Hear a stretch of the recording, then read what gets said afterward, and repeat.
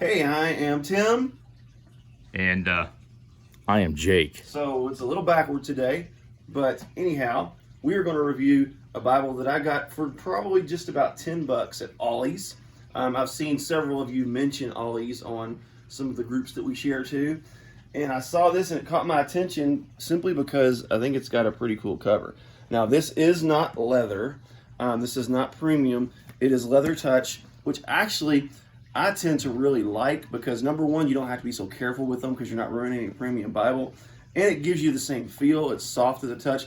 As you can see, the gilding is just thrashed in this thing because, well, this is a Bible I use on a regular basis. What are you telling me, that people use actual real Bibles? Yes. And the thing I love about this Bible is the fact that in the beginning it has several of the different creeds. This is called a Creedal Bible. You can see that on the spine there. Really, really cool. Probably one of the favorite Bibles that I have. No creed but the Bible. The Bible, therefore the creed. It has the Nicene Creed. It has the Apostles' Creed, the Sola Scriptura. But here's the Apostles' Creed here. Here's a big, long commentary on it, kind of explaining how it came into existence. The Creed of Nicaea. Excuse me. So, it's called the Creedal Bible for that reason, because it contains a ton of creeds. It has the, I'm not sure how to say that creed, that there, but anyways, it's Constantinopolitan. We know that Constantinople was the capital that Constantine established. Constantine was a weird dude. We won't get into that today. Oh, But anyhow, his mother was a little weird too. yeah. Hey, remember that one time that I found the piece of Constantine's mom's real cross in the UPS you facility? gave a penny, and you officially became an apostle. It was an entire $1. Yeah. Oh, was it $1? I thought it was. The whole $1. But they were only a penny short, right? They were a few cents short. Right, and you just gave them a whole buck. And they weren't speaking English, and they were dressed so nice. Yep. But anyhow, just different aspects of beliefs, and really that's the only thing unique about this Bible. So this will probably be a rather short review. But one thing I like about this Bible is it is small, it is compact, it's easy to hold in your hand, easy to preach from, and you'll notice it's got pretty good size print. So no straining to see for us older folks. That's a pretty dark print too. Yeah, this is, and I'll tell you what, the quality, it lays flat. It's got a nice red ribbon in it. Not a ton of ghosting. I mean, you can see it. No, there. actually, it's pretty solid. The pages are thin, but you don't see through them drastically. So who is it that makes this one? You know what? I've never checked. I remember when you got it. Holman. Oh, Holman. Yeah. So it's got about the average Holman quality, which is Right. just fine for me. And I mean, you can see no matter where you turn. Excuse me. So I remember being pretty disappointed because right after you got this, I went to go look for one and And they it was didn't gone. have any more. Yeah, I got the last one. It is a red letter edition, so the words of Jesus are in red. Yeah. That can be nifty when you're looking for specific things that Jesus said. Yeah, but You don't have to guess, okay, I wonder if you just look and then bam, there is. It's also very encouraging when you read the Bible in order.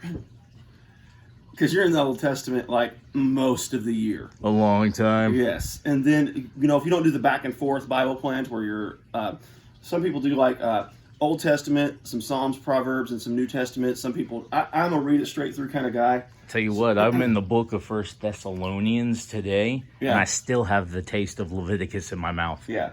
But it's very encouraging when you see those first red letters. There is a concordance in here. It's not real meaty. It has little favorite readings from the That Bible. is one thing I enjoy. Yeah, it's got a few little charts and different things that can help you. The harmony of the life of Christ. The Bibles have these pretty commonly. Appearances after the resurrection, the miracles, which we all know the miracles, they're not that short.